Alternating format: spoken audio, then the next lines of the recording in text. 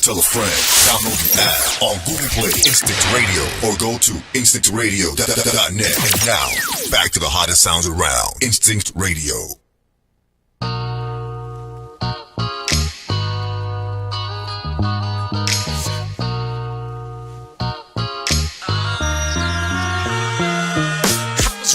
The city, no gas on the app. In my pocket, no cash. Thinking where the can I really go to trade that for a deal for a couple mil in the Maybach? Hallelujah, need an angel's protection in these streets. We was riding my gooses, now they riding on me. All the stressing got me smoking, rolling, and drinking. But it's crazy, everything is okay.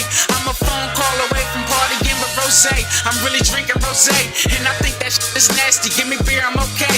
And I've been hustling this year, learned some tricks in the trade. Learned you in Atlanta as a Yankee, it's better be brave. Learned you getting money, then you better learn how to save. Cause soon as the sun shine, you can expect the rain. I learned addition and multiplying usually work out the same. 10 to 1 to 1 to 10 is still equal to Ben Frank. I was the kid you couldn't tell shit, and I'm still that way. And if I ever told you was cause I feel that way. And I never been a sucker, I don't deal that way. And I don't never renege, get killed that way. The bull who rockin' the denim and be talking that shit. I see experiences down, I'm just trying to uplift it. I've been telling you the way, all you gotta do is listen. BossBrown.com, I'm even showing you pictures so you know everything gon' be okay. Killing everything that come my way. Yeah, so you know good things come to those who wait. You're now tuning into the very best. It's yours truly, Jazzy Fizzle, Fizzle, Fizzle. And this is Instinct Radio, man. Tune in, baby. Oh, boy. Welcome. Happy Monday. It's the Wellness Architect Show. Your boy, Kevin Thornton, the Wellness Architect. And you know it's our monthly Motivating Man of Instinct Radio show. We have our panel discussion about different topics going on in the community or questions that was given to me by my listeners. I'm also going to have our continued birthday celebration for our owner and super producer Jack Trey. So we're going to continue to celebrate him and celebrating. 25 again. So we're going to have some good questions. So if you have any questions or comments, feel free to call us at 478-569-6474. Once again, 478-569-6474. I'm going to go around starting to my right, and y'all just introduce yourself. Tell me who you are, name your show, or your album, or whatever it is. I am Musa Lotalai. My show, The Next Level, Musa Lotalai, Mondays, first and third Mondays, 5 to 7. Boys? Oh man, they should know me. Hopefully, I'm Bars Brown, friend of the show. I'm talking enough on your show, Kev. Like they should know who I am. They know who you are. But it's Bars Brown, man. Once again, here to give my point of view. Right. Antonio, the Soldierpreneur boy. Check me out on Instagram and Facebook. Also, I'm here in Success Atlanta. News time every second and fourth Friday from 8 to 10. New time from 8 to 10. Tune in.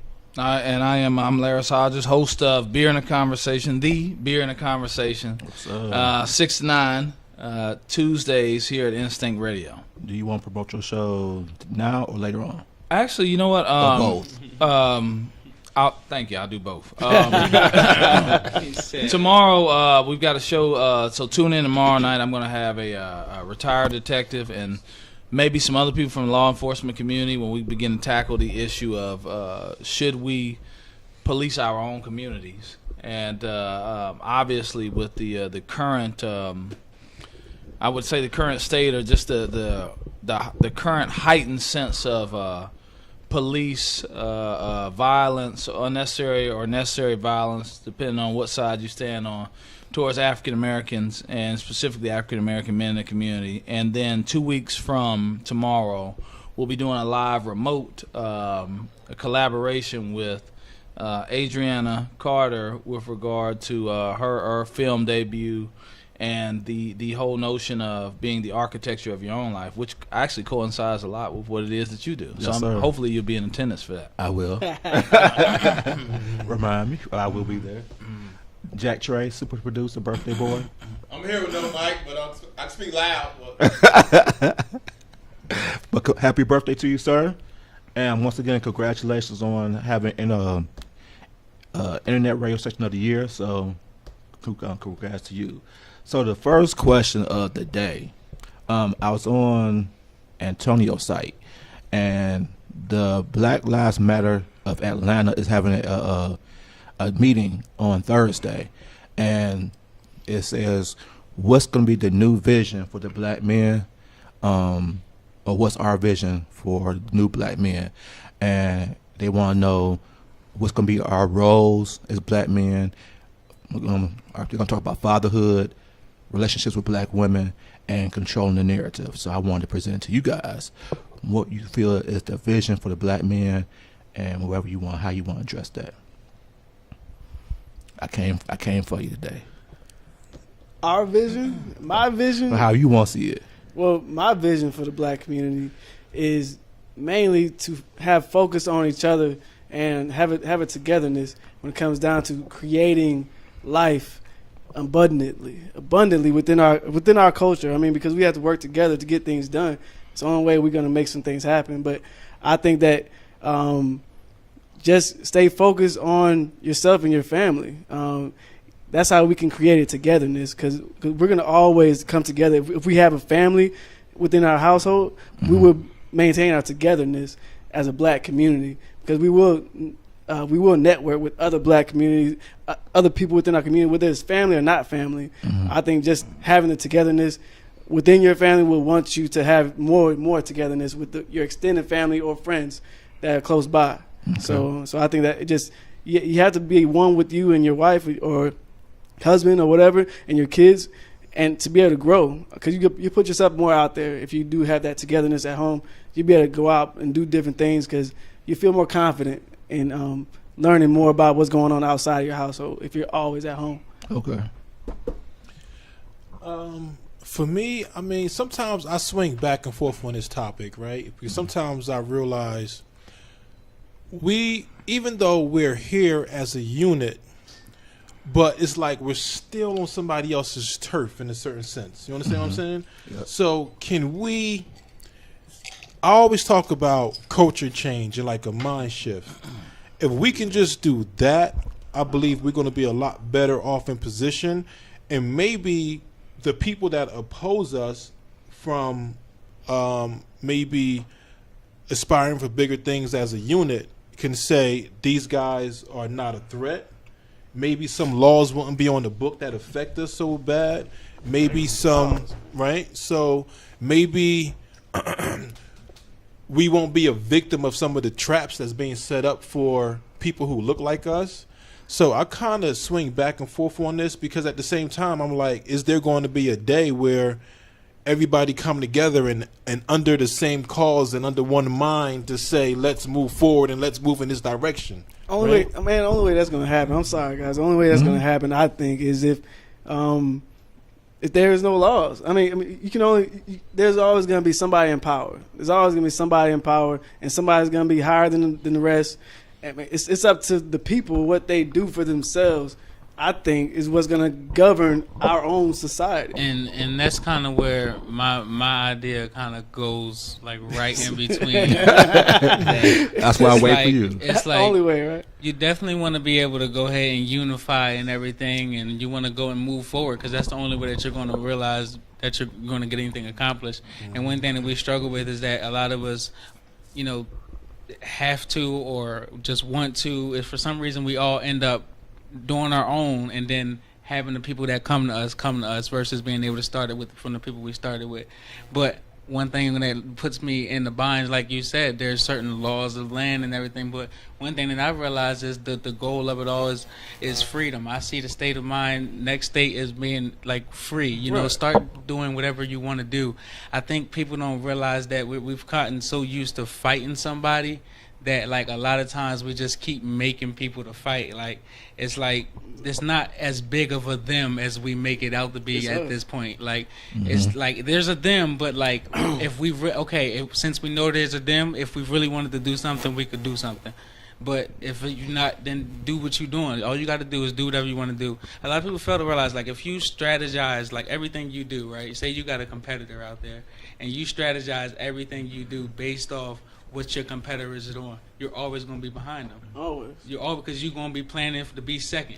Yeah. So Right. if you plan to do your own thing and then plan to react to your competitor, then you prepared, but you're doing what you want to do and you're moving forward. Yeah, that's just knowing your situation. That's just knowing what's going on around you, being cognizant of racism, of the laws, of what's going on, what borders, what barriers you have in your way, but still doing you and being successful. I give you this. If you know all the You know all laws, that. if you know the laws, Yeah. are there any laws?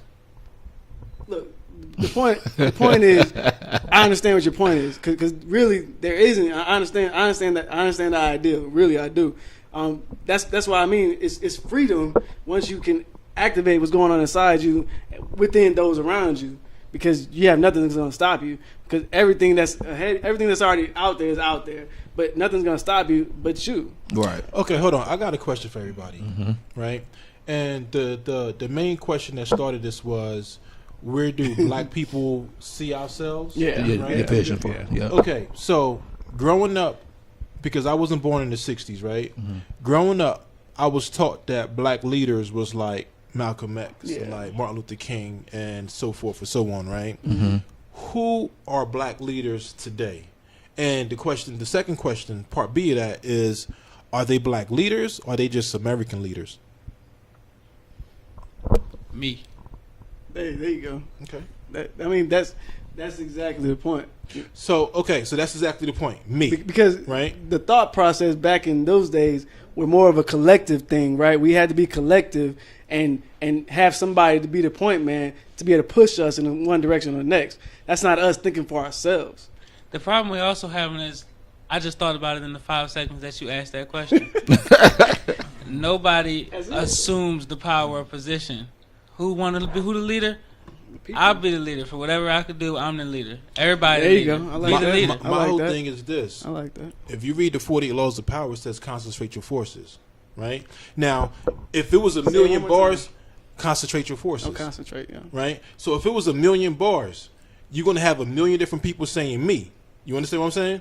But some societies are not like that. You understand? Some societies, it's not a whole bunch of chiefs. It's a chief and a whole bunch of Indians. You understand what I'm saying? Somebody put them in power. Somebody put them in power. Relinquish their control. But where you're coming from on that angle is the thought process of there can only be one leader, that's not true, because I'm this not leader's saying- going to lead these people to do that thing. Like the people that I'm going to attract from my beacon of leadership, it may not be able to do. We're going to be texting, and you don't like texters. Look. So For instance, right? Yeah. For instance. No. This is why I'm asking the question, because Black leader. if you can say that Martin Luther King was a black leader during the 60s, they force our leaders on us. Kanye West is not my leader. Right, Steve right. Harvey is not my leader. I don't Right. care if they went to go see the president. they're popular, They're that's not all. my leaders. Right. You understand? Right. Some entertainer is not my leader. Right. You understand? Now, they don't have to be leading me like they're going to dictate everything I do in my future. But I'm saying is, right, exactly. who are we looking up to that look like us? Right. You understand what I'm Those saying? Well, I think part of the issue is, once again, it boils back down to, you know a lot about what you don't want. Your leader is, who do you want to be your leader then? If you don't want nobody to be your leader, Hold that thought. Let me get this man's. Lars, I'm enjoying it. Really. And then we go back to I'm anxious to hear what you gotta say. exactly. That's what. First off, to your point, I completely agree. Our leadership for us is installed Yeah, for sure. in our community, and most of them are bought. You do every now and then get somebody. I would say Malcolm X would be one of the few. Muhammad Ali would be one of the few who could not be controlled. Right. You know what I mean? Right. But every leader that couldn't be controlled was a leader who said they didn't care whether they died or not. You know what I mean? Right. So Sharpton doesn't speak for us. Steve Harvey doesn't speak for us. Jesse Jackson doesn't speak for us. I don't have a problem with any of these gentlemen. In fact, I'll check this out. So if we're on the radio, I think they dated.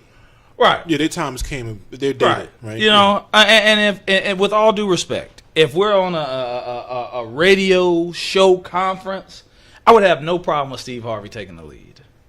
You know what I mean? Yeah, exactly. I mean, everything's relative, right? Mm-hmm. You know, and so when we start talking about where we're going as a community, none of this shit means nothing. Excuse me. No problem. None of this means anything if the basic building atomically is where everything has to start. You know, you could say ADAM, you know what I mean, in the Bible is the beginning, or ATOM. Atomically is where it has to start. It has to start individually speaking. Because the only way, like X said, that we can have an impact and ball up a fist is if each digit realizes what its role is and what happens when they come together. Right. Exactly. So I can't even begin to respect you until I respect the uniqueness within myself. Exactly. And so it's tied to denoting and getting away from what it is that the media and society tells you that you ought to be. Yeah. So it's all tied together. Yeah. You know, it's looking inwardly and appreciating who you are and realizing what your role is inside. And I'm not saying we don't have to become the best we have to be individually, right? But if you're the best man and you're the best person you can be, the one common goal that we're trying to achieve to say, this is where we're going to grow in 2018 that we didn't have in 2016. Who's giving us that information? Or all of us just being the best we can go and we just going in and that's part of the issue. Why are you relying on somebody to give you the information about some shit that you want? Whatever you want. If you want something, that's the leader you choose. The person who can lead you to what you want. Okay, let me take it back for a second.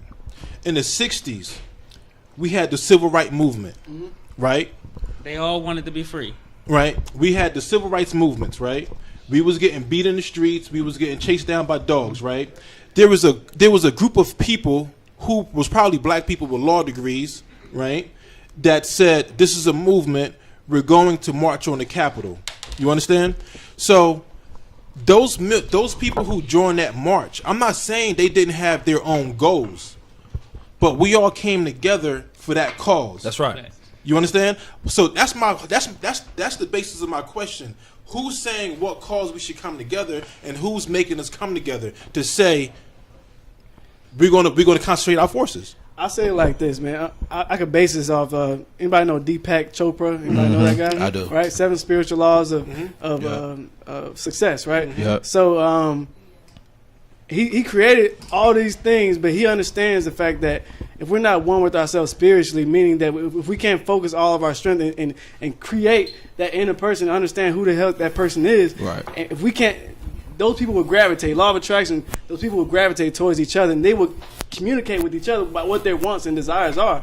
Then they will fabricate whatever that is into something that's stronger, because it's together, it's power. Then they grow and they grow into something that's bigger. Then you have a movement of something that's togetherness that nobody can take away from. I got you. You know what I'm saying? What was the question again? What is our new vision for the black man? Black men, right? Yeah. So that means plural. Men, yep. Right? Right. So that means plural. Let me give you an example. I go to my wife's house. There's a family tree, a real live family tree, something that black people know nothing about. You understand? And I married that in my race. So when I go in her house, there's a family tree that can go all the way back to maybe the 17th century. You understand what I'm saying? Yeah. So her culture has a god that they call Hazor. You understand? Even though they're individually, listen, when I met my wife, I was embarrassed to be an electrician because everybody I met was a scientist, an engineer, or a doctor. You understand what I'm saying? So even though each one of them are collectively great, they used to have to call and ask Hazor for blessings, or they asked him for advice with life struggles. This is somebody's name. This is somebody. No, this is his title. The Hazor probably changed from time to time, right? So, and the reason why I say that is because that's that concentrating their force. You know what I'm saying? So they all had this one common source to say, let me be your moral compass. I don't rule your life, but let me just be your moral compass and make sure that we're heading in the same direction. You know what I'm saying? Yeah, So because of that, I've realized, and as a black man, I've realized how broken our family structure was when I see things like that. Right. I mean, it's definitely an eye opener, man. I mean, I would have to say with that person is that one being that came to be himself and understood. I mean, that family is tight. Now we do have to have a better family. That's why I said the togetherness within your household is going to create that kind of future for one of the things. I've been on this tip of watching David Banner. on YouTube. Yeah, he definitely. Yeah, Something and like- so one of the things he was saying I that haven't watched it. we tend to look for external forces to lead us instead of looking within to ourselves, like you said, to be the best version of who we are. I think all 6 or 7 of us are all leaders. We all have our own lane that we are the leader in. So I will never hate on Lars because his lane is different than mine. Right. But so he know his uniqueness and who he is and what he does, and he's gonna lead that lane. I embrace who I am as the wellness architect, so I'm going to lead my people in my lane. And so we all embrace who we are, and like you say, your uniqueness, and be true to that. We all are leaders, and we're gonna all lead everybody to certain places. So then, it's something that they might need from me that I can't give them, I'll send them to you, or to you. But at the end of the day, like, you don't do health like that, so you won't say, "Well, go with Kevin." Right. But at the end of the day, we all are leaders, but we know all gonna have our own different. Go ahead. Well, here's one thing too that I'm struggling with. It's not just that we're looking to external forces, to try and lead us somewhere to do anything. It's just we keep comparing it to these times where it's like we had the greatest, biggest oppression amongst us, and we were really fighting and everything. And I understand that at this moment, there is systemic pressure, racism. There is cops against us. There's laws against us. There's schools against us. We know that, right? But we know that. And what I'm saying is, since we know that, if we really wanted to solve that issue, we'd solve that issue. But what we really want to do is fight. And the problem is, right now, the fight is most of us are walking around not knowing what we want or not knowing what we want to do. And once you find out what you want to do, which I admit is a lot more difficult than I'm making it sound. But once you find out what you want to do, you realize a lot of the issues and troubles of it all really just fall away. When you decided you wanted to come here today, you knew what you had to do to get here. If a red light came, you stopped. If a guy jumped out in the street, you stopped. If you needed to go to the bathroom, you stopped. Right. And then you got here. You see what I'm saying? Because you wanted to get here. Right. It's the same way, but the problem is we all want to fight because we're so used to it. But we know what's out there, and I think, yes, I'm getting to a point where it's like, yeah, I want to go out there and stomp and jump around, but it's like, I know that that's there. Swerve. Like, swerve real fast. Like, swerve. And then you get tired of swerving, yeah, but there's certain things that when you doing you, when you really, it's that swerve is not even a swerve. It's like, I planned for that already. Like, come on. For one, I didn't catch the swerve part, but I understand it, kind of. But the swerve is just a little weird. But I definitely understand the fact that racism has always been there. When the 60s happened, when civil rights movement happened, all right, it could have been, quote unquote, could have been the worst thing. Could have been, right? Because it just switched, right? It just changed things. It changed it to another avenue where they could switch that. So, I mean, then you have the crack era, right? Because they infused the drugs. And, all right, well, you guys want to vote? Okay, well, we'll just take your men from you. Okay. So we have single-parent households forever. And next thing you know, now somebody want to change the laws. Okay, no more the soft crimes or whatever it is, possession crimes, get them guys out, whatever, right? So what's the next thing, right? It's always something that they want to have control over, right? They put the music part in there when Ronald Reagan, right? So they say, oh, you guys are having fun with the music industry, huh? Okay, well, let's go ahead and let's infuse some other stuff in there. Let's take control over that, because we know the music industry is where we can grab you and pull you and push you wherever we want you to, right? So we have to have positive control over the way we think. That's right. Point one. And that's part of the question too. How do we control the narrative of how? Turn the TV off, man. The radio. And thank you. I hate to go back promoting this show in 2 weeks, but we do have to listen, man. We do have to turn off TV. We do have to turn off everything that's coming into our minds that is not healthy for us. Right. Yeah. I would say that you don't choose. because I think it goes back to decision making. I wouldn't say, because health is relative. You know, what's healthy to me might not be. So I would say cut off anything incoming that you didn't say please come in, that you didn't invite. Right. How you feel about that? I mean, there's How a you feel about subliminal that? aspect of that. There's a subconscious aspect of it that, I mean, we can always address the conscious, but there's, anytime you're exposed to anything that is not, I would say, uplifting your chi, you know what I mean, is it's not healthy for you, you know? Right. So my point in saying that is to say, when we come in contact with things that we need, our spirit is enlightened. Yeah. We are quenched. We walked away revitalized. Right. It's very important that we expose ourselves to these things, at least electively, as much as we can. Obviously, there's a non-elective component of that. Right. But when we start talking about racism, I'm going to tell you something. I took an HIV test. And obviously, the results came back the way I wanted them, negative.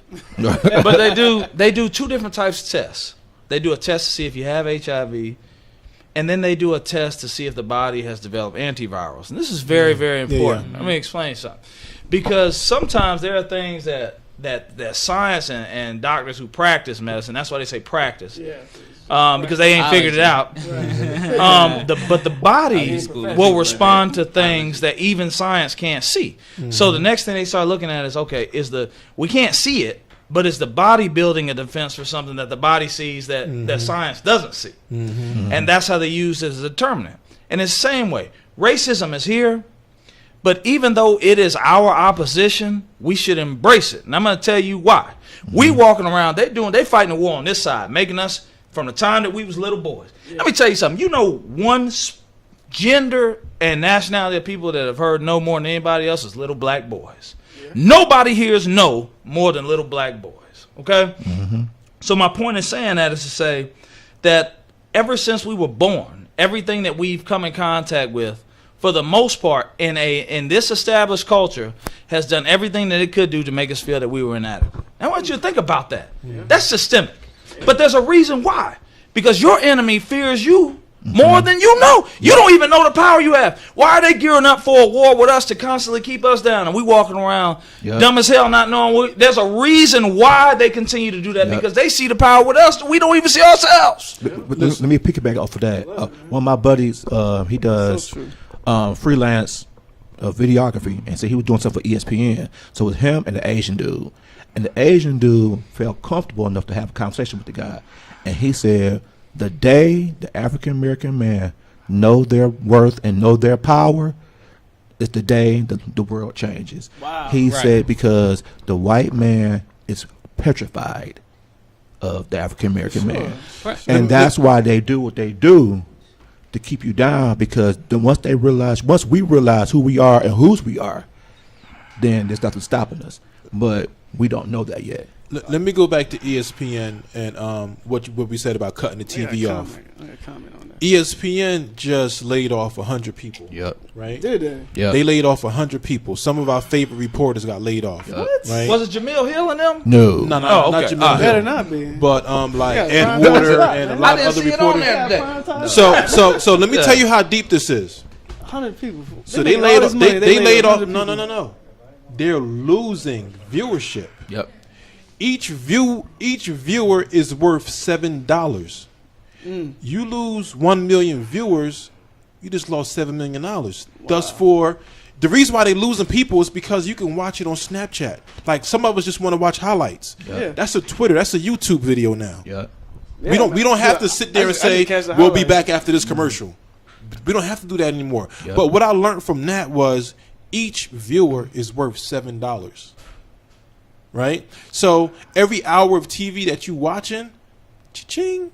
Because guess what? You watching and they get to charge the advertisers more. Right. You understand what I'm saying? Yeah. So each viewer, so when we watch an Empire, just think about it. You just paying them. That's like going to the movies. I know movies cost like $11 now, but think about it. Right. Just imagine, you're right. just imagine back in the day, you used to go to the movies and you giving them $7. Next show, $7. Yeah. You know what I'm saying? Yeah. So you're right. We got to cut some of it off because you know what? They'll give us what we want because they're going to make money from it. They're going to, think about it. Viacom bought BET. Right. Yep. That's scary. Yeah. They was like, man, y'all ratings are what? Y'all watching TV like this? Okay. Good business decision. So even when we think it's black television, it may not be black owned. Right. Well, and the shows that we watch are not real. I mean, it's never been. I mean, see, you said a whole lot, man. I swear, man, that was so true. That was so true in a small bit, man. I mean, we have to focus on what's in our control. You know what I mean? Mm-hmm. Whatever's in our control, that's what we focus on. They want us in a certain place, and they're gonna find a way. It's what the black man don't see is what kills them. And if you keep focusing on what you do see, right, you get lost in the shuffle. Exactly. You get lost in the shuffle. Exactly. You know what I'm saying? You don't know what's going. If you can't really see it, because you're not thinking, and they do that on purpose so you don't think. Whatever they're doing it on purpose so you don't think for yourself. If you ever read this book by Napoleon Hill, Outwitting the Devil, love it. I love it, man. I mean that book right there says must read. So much about how the devil, which is a part of us, is all of us. Exactly. It's a fear. It's basically fear within ourselves. Fear and negativity. And, yeah, exactly. I mean, we all have it, but we all feel the fear. We're supposed to feel the fear and do it anyway. But it's everything that's put inside of us because we don't see it and we don't recognize it coming. It's all in our upbringing. Like you talking about the little black boys, right? I don't tell my boys no for nothing. I just say, son, I don't want you doing this because this might happen. Son, this is wrong. This might hurt you. Blah blah blah. I don't tell them no. I don't limit them, and that's what focuses. That's what prevents. That's what creates all the drama within our culture because we feel limited from everything. Like we can't do anything because our kids, because our upbringing, our parents, our pastors, or teachers, whatever teachers that are surrounding us, have that mentality saying that you can't do this. No, don't touch this. No, don't do that. No. And that's just what my son's saying no because my wife is saying no. I told her don't tell my kids no, but she still tells them no, right? And so he's telling her no now. He's telling us no now because he's hearing it from her, right? So he's gonna keep repeating it, right? And that's how it starts. It gets ingrained, and then it keeps going out to whoever they encompass with, and then next thing you know, it travels. It keeps traveling. It keeps traveling, just like that. Stays embedded right here. It stays embedded. It creates a disbelief. Exactly. Right. Now, you know what I'm saying? And that I'm soul not, keeps traveling all around, man. And I'm not sure, about all of the where everything is coming from, like you're saying about where it started from originally, about the telling everybody like that. But you're right, man. That whole thing about, I was just telling Clark, and I can't remember. They were saying I was saying everything you can't do, but you don't really know what you can do. Right. All your life you was. Like the Dave Chappelle skit, nigga, that's 5 to 10. Like, you know what I mean? It said, don't do that. Everybody know the law. Everybody know what you can't do. But, it's just like, what can you do? And that's what I be telling people, man. It's just like, yo, you can do whatever you want, but we spend so much time focusing on what they're doing. Well, we spend a lot of time talking about the problems. What's the solutions now, though? We know what the problem is. That was part of my question, too. Like, what are some of the solutions? Like, so who's doing it right? You know what I'm saying? So, you're not doing it right if you have misconceptions about are you doing it right or wrong. You're doing it wrong if you have misconceptions as if you're doing it right or wrong. You're only doing it right is if you take control and ownership of your situation and are you trying to improve it. That's why Nike hit the nail right on. That's why Nike hits home so hard because it's the simplest message, but it's the truest words. And I hate to chime in. When the birds get up in the morning, they just start singing. They don't ask no questions. Yeah. Right. I mean, the Temptations version of Little Drummer Boy. Look, man, he ain't have nothing else, but he could play that drum. You know what I mean? And that was a gift within itself. I mean, there's a spiritual movement. Whatever it is that you have a natural inclination to do, you probably have a talent to do it. And do it in such a way that the wavelength will move through people's spirit. You have to understand that. And you can monetize it. It will. That's the hard part. Now, that's the hard part. It will find you. Somebody's going to pay you to come on their show or come You do don't whatever. even have to chase it. Because whenever you chase anything, whether it's a woman, money, whatever, everything you chase runs. Hey, I don't want to promote insufficient you stop planning. chasing things, they come to you. I don't want to promote insufficient planning, though, fellas. Like, we got to know what we want and go for it a little bit too. Sometimes, man. But Sometimes you don't want have to say know do it. everything. You don't have to know everything. You don't have to know everything. But don't plan to fail neither. Don't. That's what my website is all about. SuccessAtlanta.org. Check it out. Shameless plug. I love it. Anyway, the point is that we create a community, an online forum, so you can get your ideas out there, heard and listened to, and somebody chime in and say, "Hey, you know what? We can help you create that. We can help you. We can point you in the right direction." And that's what this online community is for: is to help people organize their thoughts, understand where they're at, and see where they want to go. Just talk things through. And to piggyback off the book that you and I read, man, that's. I'm listening to it now because I am too. I listened to it. I listened to it twice. I'm gonna hear it too. So Dude, awesome, the thing is. Can you look back preamble real quick? I mean, just that book itself. I just want to say it because it's awesome because he had the interrogator and interrogating the devil, right? And he's answering all the questions about how he controls people, right? And he goes into the nuts and bolts of everything. So the devil says pretty much quote, unquote, that people like us is who he does not like, right? Because we have a positive mindset and we got a strong mentality, so he can't control our thought process, and he can control our thought process with fear and negativity. So people like us is who he positive thinkers. He run away from. Mm-hmm. So he look and prey on people who got self-esteem issues and are looking to be led and not want to be, like you said, go within themselves to be the best version of who they are and be the true leader within themselves. And listen, and I hate to interrupt you, but when you say that, listen, it's essential that we do that because that's our only way out. That's our only way that we're going to have peace. Right. It's when we true to ourselves. Right. It's not even if we don't talk about monetizing it, even if we eliminate the idea of wealth, my brethren, you cannot have peace until you start acting in what it is that you're supposed to be doing. Right. Mm-hmm. And nothing can fill that void. Right. You ever dealt with people that came from a poor country and they so happy? Right. Yeah, I've seen some. Yeah, you ever some see online actually? Right. You ever see somebody come from like a poor Asian country or like a poor African country and they just like, man, I'm good. This is true, man. You know what I'm saying? So one thing that I heard that they believe in, they say, you know what? The river go up and the river go down. No matter what, it's still the river, and it's always going to be there. So that's how they view life. It's like, yeah, I'm going to have some money, I'm going to lose some money, but I'm always going to stay right in the middle. I'm good. Well, that's definitely one way of thinking, man. I mean, if I think about the river, I think nothing can stop me. Yeah. I mean, because I can contour and curve and create whatever I want as long as that money flows. As long as I flow, you're talking about money, right? Circulation. I talked about that in my last show. It's about giving. And when you give, you have to receive, and it's just a constant flow. And it's just like water; it constantly flows, man. And when you circulate that thing, that it creates so much that you don't even know how much water has created over the course of time. Right. Water has created a lot, and that's just the water itself, the current, the push, the gravitational pull. That's everything that's ingrained within us. Can create all this. Like he was saying, but if once you find your inner peace and once you know your purpose, and what you're supposed to be doing, you hear that inner peace with yourself. And even if you're not financially where you're supposed to be at, right, you're still happy because you have peace because you know who you are and who you are. You know what I think part of the problem is? Sir? I think part of the problem is the people who believe in that balance and that flow and that circle of life, who are on the good side of that scale, aren't so believing in such forth when it comes to tipping the scale back to equality. You see what I'm saying? Mm-hmm.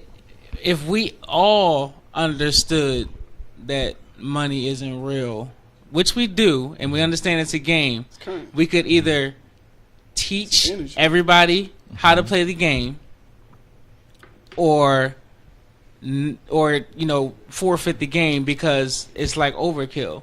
And it's like, where's the humanity in it all? Because you get to the point where it's like, if I know you don't know the rules to this game, and like, I'm just looking at you, because that's what I'm realizing a lot of this is. It's like, you just don't know the rules. Yo, Bars, check this out, man. Check it out. Straight up. I'm with you so much. instead of, if we change the way we thought, and it's hard for us, right? Because we grew up thinking, okay, what's the first thing? You're older, you have children. I want to put them in a nice community, put them in nice schools. Right.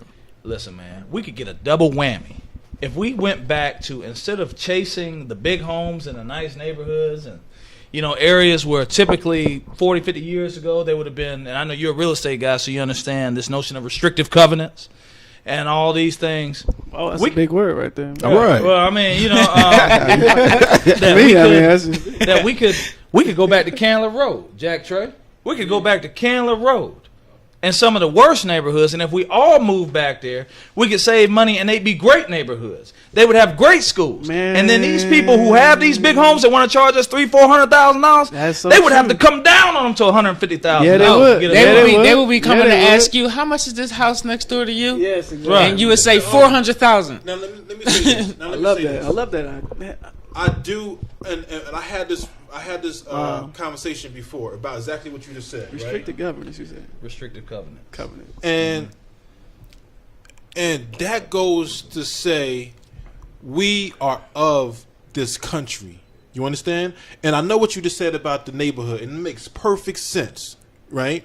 And anybody that I talk to, they say, yeah, Musa, you do real estate, but I'm like, yeah, I'm a developer. But what I got to realize about development is a community, right? So we buy the houses on Candler Road, right? Now we need the resources to develop Candler Road. Guess who door we got to go and knock on? The people that run the city of Decatur or the city of Atlanta.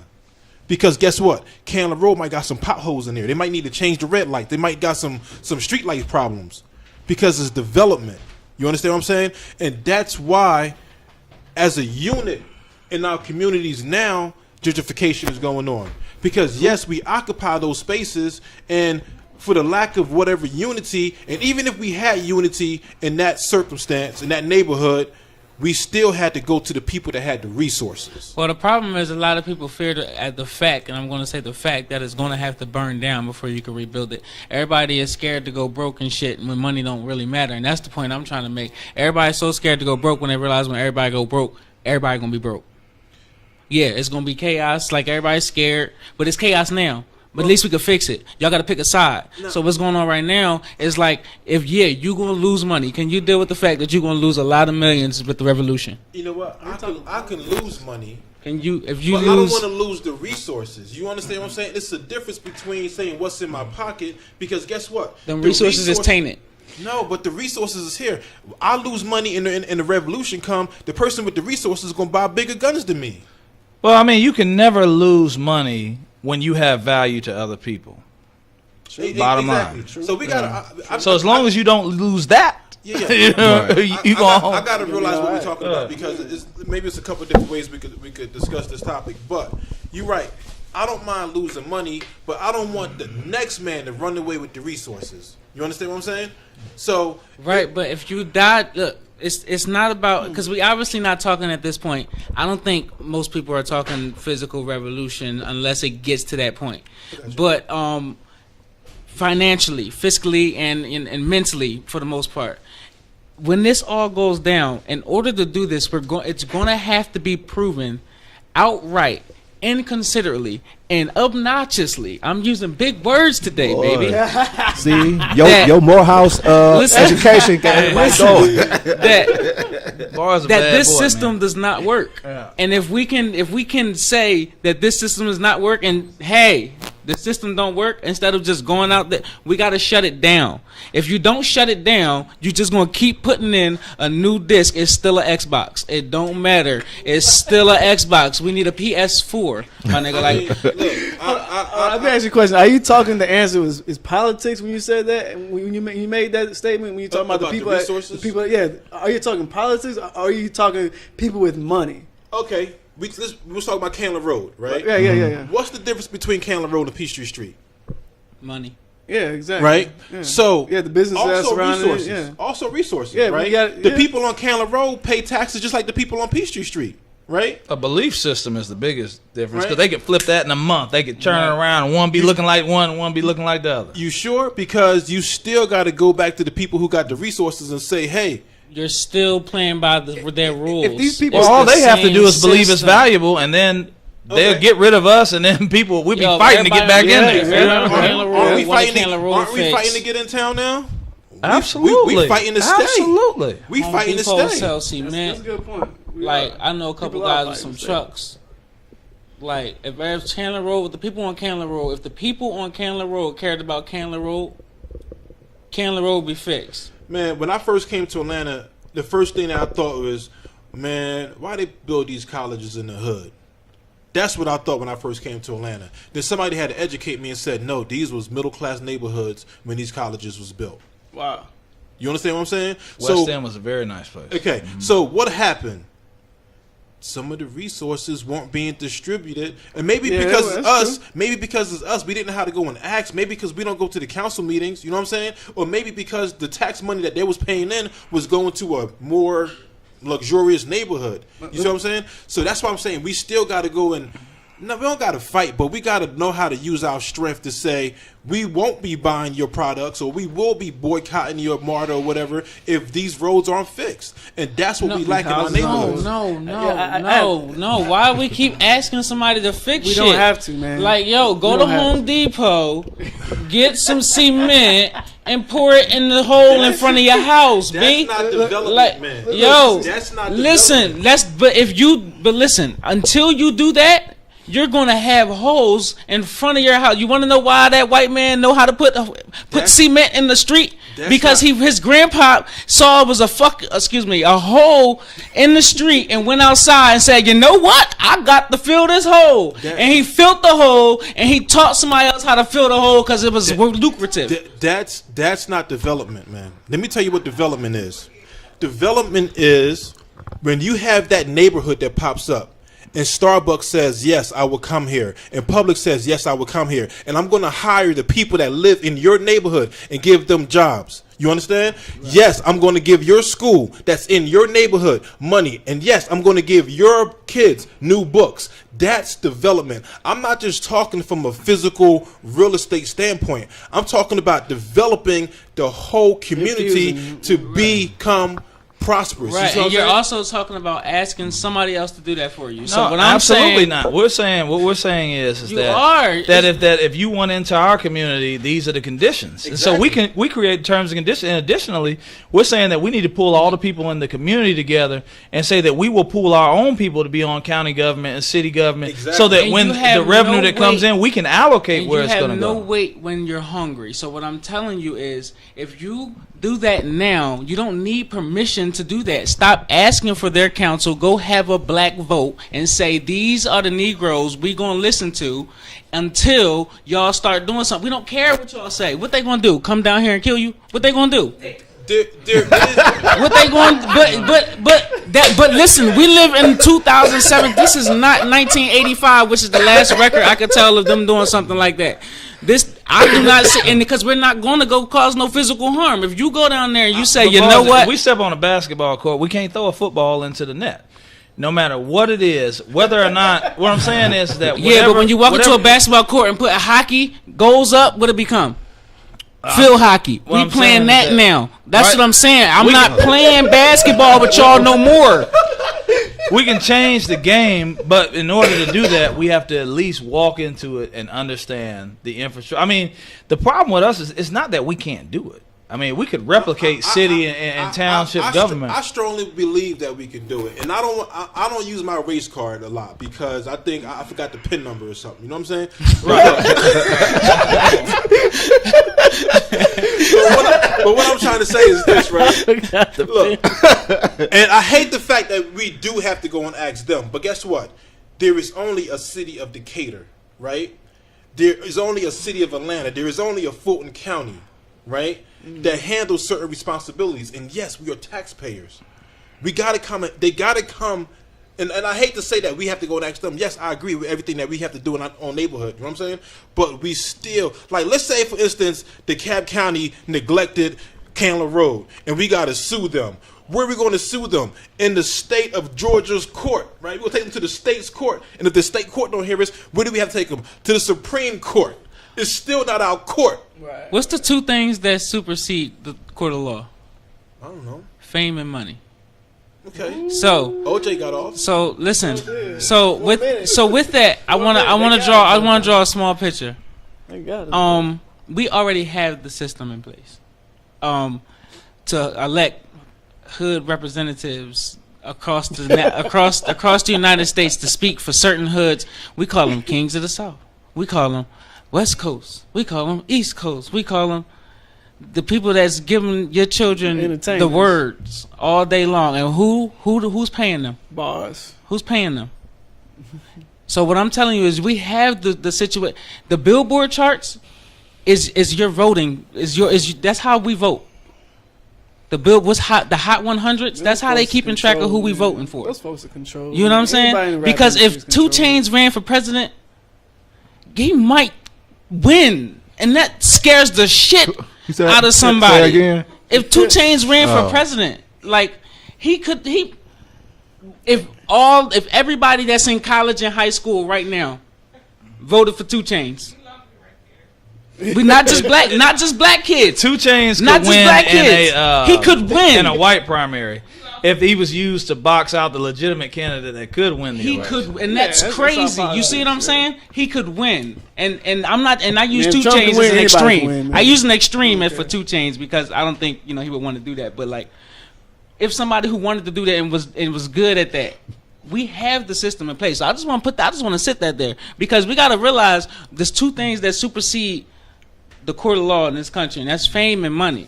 And the way a lot of people don't understand that the reason a lot of people get fame and money is not because they crazy and they going and got a tattoo on their face. It's because they can say, "I don't care about your game," and then realize what that means. Why do you think Trump won, man? Because he said, "I don't care about your game." But I'm not doing this in a way to where I'm going to harm the situation or myself. I'm going to use the fact that I don't care to my advantage, and that's I just be talking. That dude won because he gave a damn about what anybody else think. He gonna do his own thing. We talked about that on your show, Musa. Matter of fact, man, I got double teamed by 2 Trump supporters while I was getting my hair cut this week. What? What you mean double team, man? What happened? First of all, my barber is a black Trump supporter. I got double teamed by 2 black Trump supporters while I was getting my hair cut. What are they talking about? And first of all, Trump could do no wrong. Right? So listen, this is what I told him because the big news this week was Trump. So I said Trump fired Comey. Yeah. I said, how can the investigated fire the investigator? Right? Their answer: you could do that if you was president. Right? So I said, what? If a cop pulled me over and give me a ticket, can I just turn around before he sends the ticket off and say you're fired? Their excuse was, you can do that if you was president. What? So these guys was completely oblivious, like Fox News talking points. Yeah. To follow up with that, we got a lot of topics too. This is going to be another topic, so you just transition very well. That was crazy. So the thing is, I was on the treadmill, and one of the guys in my class, he was talking about that. He's a Trump supporter too. He was talking to you while he was on the treadmill? Yeah. He wasn't working. No, he was just talking. He wasn't working. I'm running. Talking on the treadmill, man. And he was like, so he was like, he said the same thing that you said. So my thing was, you know how it came out that he pretty much lied and said that he pretty much admitted that the reason why he fired the dude is because he probably was getting too close to what was really going on. He didn't get caught saying that. He didn't get to say that part, but that's leading to because he was talking about about the whole investigation of Russia. He was tired of that, and so when we mentioned that to him, and we was like, the man lied, and he said, "Don't we all lie?" I'm like, but yeah, all politicians lie. I agree. I said, but see, that's what confuses me about the guy. Like, it's like what confuses me is like everybody hates him, and that confuses the hell out of me. Like, it's like everybody, like the media has like everybody hate, and then he be trying to drive. But if you listen, you could almost insert. Like, you could almost put a story in there. Like, he might be trying to tell me something. Like, is he trying to tell me something? Like, because he don't say nothing. Like, but he be speaking real wild. And then when you speak that wild, it's like, what are you really saying? Because Everybody hates you. What's crazy? Now he So stupid. got caught in the lie, but he wants to fire his press secretary. He didn't do nothing wrong. You Fire, did. you gonna fire his press secretary? Yeah, the dude was hiding in the bushes the other day, man. What? Yeah, Comey. I'm Spicer. Spicer, yeah. One thing that the on, Trump supporters man. when I was getting my hair cut, they had me and I couldn't answer this for anything, but I thought of a good answer later. They said, "Name one thing racist that you heard Trump say." Oh, I can name that. Right? Hold on. I don't know why I was. There's I don't know probably why some good ones. It was too many. It was probably like a traffic jam in my brain, but I couldn't think of nothing. And I'm like, What you think about Well, that's why he's a, afterwards, I was like, what he did to President Obama with the whole birth certificate thing. Well, That I was the mean, first thing. I mean, listen, he's got no policy. I mean, at the end of the day, let's just be honest.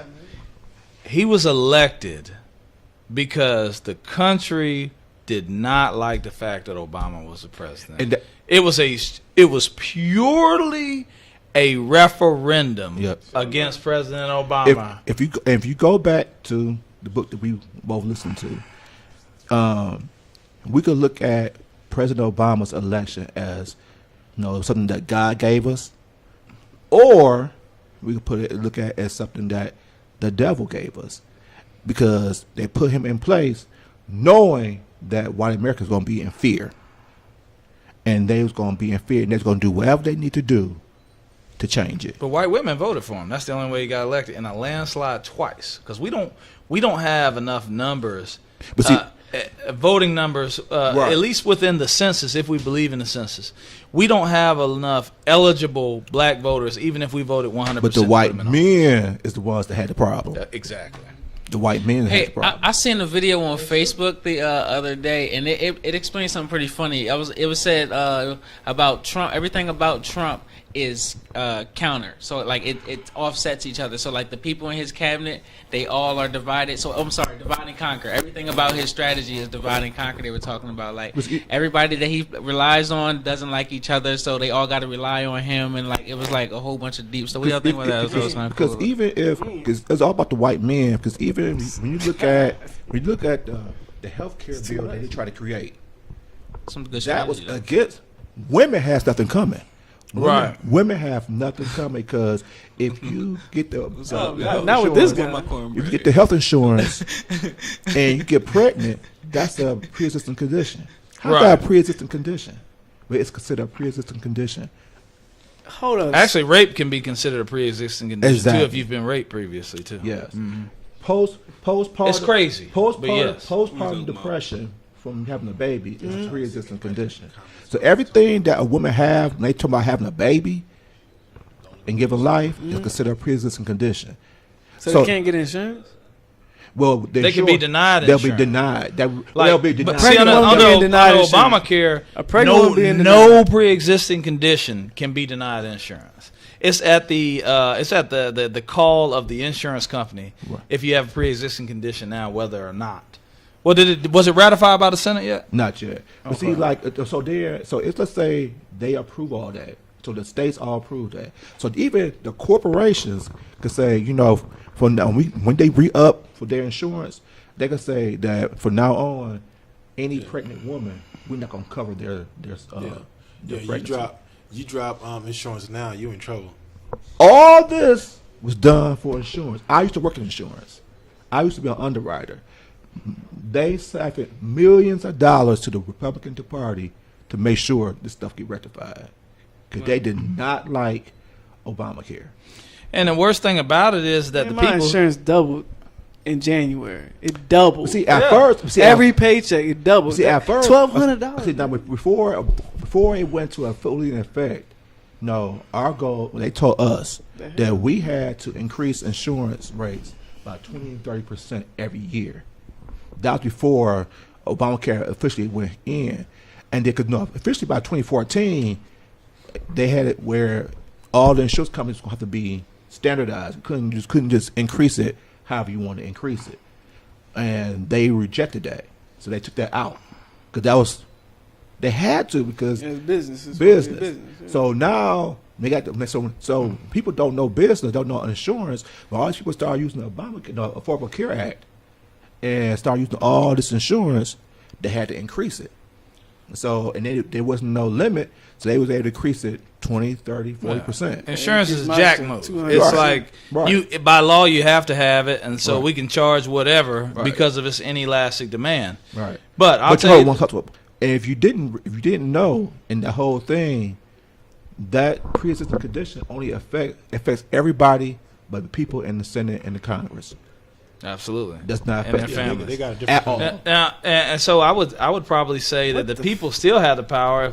I'd take a Boris Brown radical approach and say that if we really wanted insurance rates to drop, all everybody would have to do is say that I don't want insurance anymore. And then doctors and insurance companies would be begging you. They would have to do it at whatever rate the American people want to do it. But that requires unity, which is something that we can't do either. That's all it would take. And the hardest part about I'm gonna that, cancel my insurance. once again, is people cannot decide what they want. And if they can decide what they want, for some reason, people cannot say what we're just trained to not say what we want because we think it can't happen. They want And- what that person had. They want what that person And wanted. like They don't know what they if we want. realized what we wanted, we would realize that there's a million people over here who want that, and all I got to do is go over here to just talk to those people, and I'll get what I want. Over here, over here. Everything in the world costs as much as you're willing to pay for it. Man, So all you gotta do is get people to stop That's it. paying for it, that's it. and then it will heed to what the buyers want. I'm all for economic power, man. I mean, like my whole thing is I'll stop buying a hope. Just like ESPN in trouble, and it's probably they in trouble because of us. If you think about it, maybe we stop watching. Maybe we watching I the sure highlights did. on Snapchat. We should get rid of Because it. I definitely stopped watching. Have you Oh, Oh, started- we I finding haven't the watched cheapest sports route in to do really- to anything. But, Yeah. but did you watch? So you be on YouTube, right? So have you seen the videos where a lot of people saying they're gonna stop doing their videos now because they can't afford it no more. They can't afford their lifestyle no more because if they had like 100,000, 300,000 viewers, they was getting paid a lot of money Oh yeah, I know what happened. for advertisement, and then they did like an advertisement boycott. Or something Yeah, like that. they did a YouTube because some of the terrorism was doing some really crazy videos, and then if you advertise on YouTube, your advertisement might pop up right before a terrorist video. So what YouTube tried to do was some kind of like parental guidance advertising where they don't advertise on what they think is like harsh or terroristic or demeaning type videos. And one people that got hurt, it was a lot of musicians and especially battle rap. So all the battle rappers, they stopped dropping videos. They like, we can't drop anything because we can't get any videos, even though it's an art form and they just expressing their art. Terroristic But YouTube, threats. yeah, exactly. YouTube was like, I come you to your can't. mama house with the blocker. So yeah, that was real. But you know what though? And I hate to be like the person that like doom and gloom. We got to see how fragile this digital world is. Right now, they just had a ransom. What do you call it? A ransom. A ransom hacking. That's what they call it now, I guess. Something like that, where they shut your computer down, and when you log on, it's like a ransom note, like pay this person $500 or whatever to get your computer back. Right? It's you don't got to kidnap kids no more. You just kidnap their computer, right? So that's like the whole Europe. Like if you Google a map and see the places that was hit, like the whole Europe, a little bit of America, a lot of Asia, South Africa, a whole bunch of countries like that. But realize how fragile this internet and this web-based system is. That's all we got right now, man. Yeah, but I mean, that's what keeps us together. But my That's thing the- is, that's the only what way we can get happens? connected. What happens when somebody pushed the wrong button and we all shut down for a couple of days, a couple of weeks? Man, I couple of tell you months? what, man. You eliminate any currency right now, I'll still be a viable option. I'll still be liable. I'll be great. Right, because the currency. I can create my own currency. Right, the currency isn't You know the what I'm dollar. The currency is knowing how to get what you want. And who better Keep pushing. to combat all of these issues of no wealth, issues of health care? Let me ask you something. Ancestrally, whether or not we were carried here from Africa, the Caribbean, South America, wherever, or we were born here and we were taken captive, whether or not we're descendants of the Moors or whomever. My let's talk about question the at this Moors. point in time becomes, okay, we were in slavery for about the 14 Moors. generations. We haven't even been out of slavery. We've been out of slavery 7 generations, mathematically speaking. We haven't even been out of slavery as long as we were in slavery. How many of our ancestors were getting physicals, going to the dentist? I mean, come on, man. And we lived to be a long time. Yeah. You can't play us with that shit, man. Right. We can make it without it. They study We the only us. people that's designed. That's what I'm saying. America is a place where they create a problem so they can sell you a Right. solution. That's it, man. And see, the thing That's was, it. our That's parents, it. our parents, our grandparents, we don't do this now. But they all had Mental. gardens. They all had gardens, so they ate their own food. They didn't eat the food that was given that was sold. They ate their own food because the food you eat in those stores, all those pesticides is killing you. But you know what you're doing with your food. That's right. But That's why my grandparents all lived to like 90s. But us, we dying because what we put in our, In our mind, and most of it's mental. yeah. You know me. You know I like a little. You know what I mean. I'm a little. I got some thoughts, man. We and know you do. I think it's all kind of like an experiment, and they're you know what I mean. It's the people in control, whoever the government is owe money to, I guess. The study is, when you find a group of people who can, jump that high or run that fast or live that long or swim that far or hold their breath that long or heal that good or stay in the sun that long and and then endure that much pain, because now we're going to capture you and we want to study how you do that. And here comes the sciences of the ologies and the biologies and the microbiologies and the physics that we're using of how you do, which we going to count all the tools you gave us. Here's what all the tools that they learned from us. Now we're going to use them to study you and figure out how. And after a while, you figure out, damn, no matter how much we try to hurt these people, they make something new. Out of necessity comes invention. And we keep inventing new stuff. How the hell are they inventing new stuff every time we take everything? And I think that, the whole health, like leading to what he was saying, that's why you gotta know what words mean, man.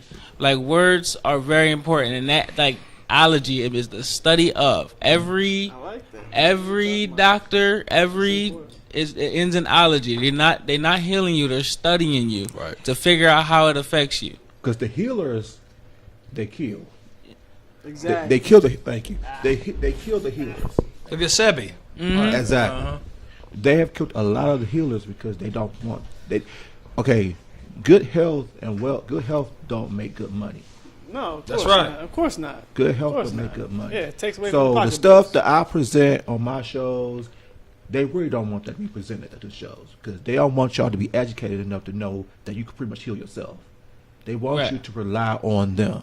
Right. Because you can make, because that's you. Shit, a good mind heal most I'm trying afflictions. to say, that's where most of it is. Exactly. Man, it's a video called "The Business of Being Born," talking about how they don't want you to do for yourself, and somehow doctors have convinced us, and I know we're not women, but they convince all of us, including women, that a woman can't deliver a baby naturally.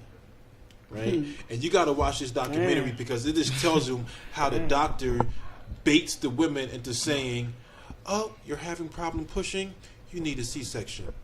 Right? So don't labor for 12 hours trying to get this baby out. Let me just cut you and get it out in 3 hours. Well, and see, that's why I had some black midwives saw it on my TV. show because I want them to know that can be done. Because I don't think we don't know what we know. We ain't gonna do what we don't know nothing about. We don't know what we don't know. 3 kids. One was born in the hospital, and she was born naturally. The other 2 was born at home. You had a midwife. Yeah, we had a doula. Dr. Polite, not Mr. Brother Polite, said something about that. About not only should they not be born in hospitals, those epidurals, the baby come out with their eyes closed. He said they high when they come out from the epidural, and that in Eastern medicine they stand up because when they lay down they're going against gravity to deliver. Exactly. So they stand up, and I mean it was very, very enlightening. Man, they threatened my wife in the hospital. They said usually the patients listen to the You doctor. said usually. Yeah. That's Well, what they they told said. my wife. Well, even the afterbirth, he was talking about that. He said it's damn near. It's almost an act of Congress to get to keep your afterbirth. They want to keep it for stem cell research. Exactly. And that come out of a woman, and you have to fight to get what all naturally and that comes goes out of back her. to this whole, like I've been saying, this whole asking for permit. Like, here's the thing: I said this the other day on Facebook, and I stick by it. We live in a world where we can learn how to cook crack on YouTube. Okay, there's no excuses. Okay, if you want to learn how to heal yourself, you can literally go get the book that they're teaching about in school. Like, you don't have to rely on going. They make it seem like it's this most difficult. The only thing that doctor did was go to school. Have you went to college? You know what goes on in college? That's right. Don't nobody learn that much in college, man. I learned the You process. actually taught not to think. Look, Right. I learned how you learn. If you learn how to do a job, you learn how to do the damn job. Like, that's all they learn, man. And you can learn how to do a job. People get hindered by the. That's why I feel like I'm so capable. I can do anything. You know what I mean? 'Cause I can learn how to do anything. Well, you know what boss, I mean? even you think about doctors, you think about dentists, you think about any profession, whether it's attorneys. Most people that they go and learn the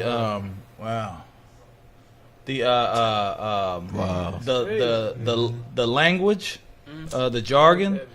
But I mean, there's not a job that exists now where people don't learn or career field from on-the-job training, and that's really what it is. Don't get me wrong, though, too. I want to interject with myself because I don't want to sound hypocritical later. I also don't just want anybody working like on my brain, though. Like, you know what I mean? If you like, I do want you to have like, you know what I mean. Now, granted, a specialist is a specialist. Well, they go to school for a long time. But like for general care though, like when you go there, lift your nuts. You know what I mean, and check your back, and you know how much you pay for that. But see, that's why I did the show last week on essential oils, because a lot of that stuff that we take, like antibiotics, all that kind of stuff, you can use essential oil to heal you. Yo, and we just don't understand that, and that antibiotics, it hinders you as much as it helps you. So if you learn how to use essential oils, it will help you just as much as. It's this story, right? And it's about like medicine too, and it's about the story of how some doctors left America and they went to South America. So they in the bushes somewhere, and they found like this indigenous tribe that had some medicine in jars, right? So the guy that went and told the doctors that these indigenous people knew how to heal certain things, he said after he told the doctors, he went back there to go and see them. He said all the jars was gone. But all the indigenous people was running around with shorts and volleyballs and all kind of like trinkets because they tricked them and took their medicine from them. Wow, crazy. So I want to ask Boris a question before we time runs out. So someone said that for hip hop is rewarded for ignorant and misogynist content, but the intellectuals and the conscious rappers don't make no money. What's your thoughts on that? You gave me the question, and I had some time. So I think the true answer to it is going to lie somewhere within what do you determine your money to be. Something I always rely on and within myself is one of my philosophies and rules is you gotta know what money means to you, and it's your job to make sure you get paid. So if you got somebody out there who's buffooning around, the people who want to buy that, they're gonna go and buy that, and it kind of sparks with this conversation, where I said in the beginning, if you're a leader.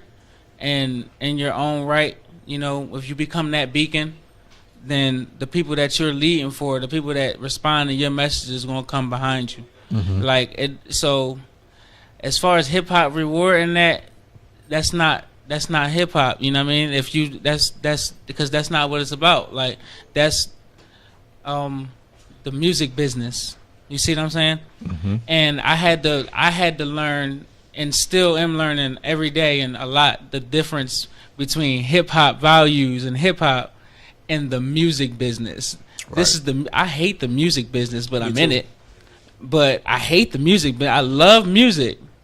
But the music business is, whoo, it's kind of crazy. It's not what nobody really thinks it is. And the higher you get and more levels you start to learn stuff, you like, oh, that's how that worked. Yeah. That's how that worked, man. That whole time. One of my friends that's in the music business, he said the music business is worse than the streets. He said in the streets, if you did something to me and I see you and I didn't like you, I could punch you in the face. In the music business, you do something to me. He said we be sitting here partying like we homeboys. We get at the table in front of the record company and we fighting over points. And then I got to go back out into the club and act like I like you. Damn. So he said the music business is like really sneaky. He said I'd rather have the streets than have the music business. Yeah. Mm-hmm. Yeah, and I would just say, when we start talking about, I learned it's the reason we all kind of got the same stories. Like, I mean, I think at the end of the day, it boils down to what we talked about in the beginning, that whatever the leadership is, it's installed. So even the rappers who have success, they were installed. Yep. So enough. Bottom line, period. So enough. My thing is that I got a question. Think all that. And On for a a reason, though. On a scale of 1 Always. to 10, right? And if you Always had a to reason. rank being a doctor, being a lawyer, being a corporate mogul, being a scientist, and being a hip hop artist, like who ranks the highest in our community? In our community, In our community, that's the most Probably a valuable. doctor, attorney is seen That's as the what it most should be. esteemed. I know. that's what it should be. I think No, that gets the most. I'm proud of you. right. You're right. the most I'm esteemed. proud of you. But Right about now, this time of year, I want to be a heating and air guy in Atlanta. You know what I'm saying? You know? And look, and they'll be proud of you. But if I made it rain last night, Man, look, they happy to see me. You're gonna have a whole lot. You're gonna have a whole lot more guys chasing you down to sell you their CDs than you're gonna have some guys saying, "I need some money to buy me some books because I got to study." yeah. So I kind of wonder why. And some people say, and I'm a hip hop baby, man. So I mean, Yep. it is more than just the music to us in our community, but we don't control what we listen to because we're not CBS radio. Right. You understand? Radio One. We not the people that's saying what's going to be on rotation this summer.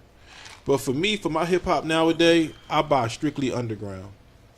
Like this is gonna be a good year. Jay-Z's coming out with an album, Nas coming out with an album, OC came out, Raekwon came out. Hove, And- Hove, did you see what he did with that boy's strategy game is vicious. That Raekwon back Ooh. dropping out. Yeah, Right. I mean, I listen to like straight underground, like that's hip hop. It's not what they feeding me, but that's what I like. That's what I grew up off, you know. So Right. Right, and that's the thing. Like, where it goes back to one. Like, I'm stressing that. I'm hitting that home. That it's probably my final thoughts, man. What do you want? What do you like? If you want hip hop, go buy my album. It's out right now on Spotify, iTunes, Amazon, anywhere you can get it. It's Perspective. Bars Brown BRZ. But listen though, but hip hop. Like, if you want hip hop, it's out there. Like, if you want real music, there's no excuses. Anything you want is literally a order button away, and it's literally anything. I promise you. I challenge everybody to Google something. Google something right now that you thought nobody else thought about. I bet you find a webpage. I bet you. And it's just not hip hop. I think it's a certain. Ignorance is entertaining, right? Just think of a comedian that's going to talk about the periodic table. Like, who wants to hear that? Right? So a comedian get on stage, he's going to have to talk about sex. He's going to have to talk about relationship. He's going to have to talk about getting in a fight. You know what I'm saying? He's going to talk about the most entertaining topic. And that's what some hip-hoppers do because, you know who said it best? Tupac. Tupac said, you go to a museum and you say, hey, man, look at my picture. It's the sun in a nice day. I want to get my picture in the museum. And the guy that's in the museum door says no. And he says, you get to sneak and take a peek in the museum, and you see nothing but naked pictures. He said, how many times are you going to go and come back before you got naked pictures? Mm-hmm. That's what the music industry Here's is. another thought, though, too. I just had this. Maybe the reason there's no lights and cameras there is because that's the reason we're there. You know what I mean? I mean, we're there to tell that story. You know what I mean? We're there to talk to those people who are sitting in the dark. Let me ask you this, Bars. Somebody said that a lot of times the conscious and the intellectual hip hop artists might have great lyrics, don't have good beats, and that's the reason why they're not as successful as like the Migos and other type of people. Do you agree with that? Because he feels that sometimes the conscious artists and intellectual artists are so arrogant about how good they are lyrically, they forget about that the beats is going to help sell the music. I mean, I kind of agree with that, and that's kind of where I've been trying to find a balance. Where I'm going, make sure that I have something. Something I've always said is I like to make music that make you do this, like in the club, or make you do this in the car. You know what I'm saying? So like I do kind of I guess I kind of agree with that. Like you a lot of us aren't choosing the route to go because it's that flow. You know what I mean? It's like I got something to say sometimes, and sometimes I don't want all that in the background. And when I feel it, I love going over real instruments. You know what I mean? And it's hard to make a trap beat with real instruments. They don't even got no pianos most of the time and strings. You gonna feel this. Like I got something to make you feel, but I can get on the trap beat. Like, but I think something like a Wale, I think did a good job with that at first, where he managed his features. And made sure that his features was the ones that got him into, you know what I mean, where he needed to be, but he brought his message with him. Right. And he still do that to this day, but he kind of let his attitude. What you trying to say? I mean, I was going to say, I mean, when you have good music, whether it's jazz or just music in general, you really don't need, if the music itself is good, the track is good, you don't have to have words. And I would also say, from the same standpoint, if you have very bad lyrics, then you have to have a very good beat. Right. You know, so and it'll work if you have good content, right? You know what I'm saying? So you're not going to ever hear no intellectual stuff spit over Luke's beats. Right. Because there was nothing being said. So if the beat doesn't control the song, you understand what I'm saying? So if I'm Common or Talib Kweli, or Mos Def, or who's my man, Lupe Fiasco, or somebody, I don't want the music to distort the message. You know what I mean? So it's almost like a chick that ain't pretty, that got 3-4 kids, ain't got a whole lot going for her, got no loot. She better have a badass body, or she ain't gonna make it. You know what I'm saying? So I'm just. But you understand what I'm saying. So I'm just saying, it's a balance, right? And then sometimes, don't. Let me just say this, and don't underestimate the value of repetitive play on the radio to indoctrinate you to like something that ordinarily you may not have played as many times too. Exactly. Spins is a big part. Who is still listening to the radio? I'm just saying. Whether it's a strip club, wherever you go. But that was the system before Spins. YouTube. Right. Everybody now is on instinct. I mean, so we got it now. I mean, brought to you by Jack Trade. Something I heard this week. I mean, something I heard recently, just watching. You know who talks a lot? Joe Buttons. Anyway, he can't hold himself back. He likes to, I guess, say whatever he feels. Exactly. But he said one of the worst beat pickers is Nas. Right? Yeah. And as I'm thinking about it, you know who also is a really bad beat picker? Rakim. So if you get past Rakim's first or second album, a lot of his beats didn't stand out. So you saying two of the greatest lyricists in hip hop didn't have a knack for picking dope beats. Yeah. Coogee Rap, one of the illest lyricists in hip hop, couldn't pick good beats. So it depends what you're in it for. If you're going to the club to have fun, don't be listening to some Wu-Tang that's going to try to take your mind out of space and bring it back to Shaolin. You need to listen to Little John. If I'm riding in the car and I want to hear some dope lyrics, my Wu-Tang CD is going to be on repeat. Right. You understand? Yeah. So my Nas, my Rakim, my KRS-One, all my old school people that's filling me, bars, all my people that's filling me up with something. And the reason why, and for the younger generation that has hip hop that says we don't respect them, it's not that. It's that there's nothing new being said that can grab me. Right. I grabbed the Kendrick album, I listened to it, and I gave it 3.5 mics because my hip hop catalog is so deep. I'm comparing it so with vast. it's so deep that I'm comparing it with other great albums. So I gave it 3.5. I give them kudos for doing some real hip hop in 2017. I give them props for that, but it's still to me like some people say it was a classic album. Yeah. 3.5 mics. I gotta hear it. I'm waiting to hear it. Yeah, I really am. It's definitely worth the spin. It's definitely Everybody, I turn 35 this month, Okay. and so, I'm probably a little younger than y'all. But my point in saying that is that I was around to hear some really, really good hip hop. You know, let me tell you, I'm not the way he acts. I'm not for.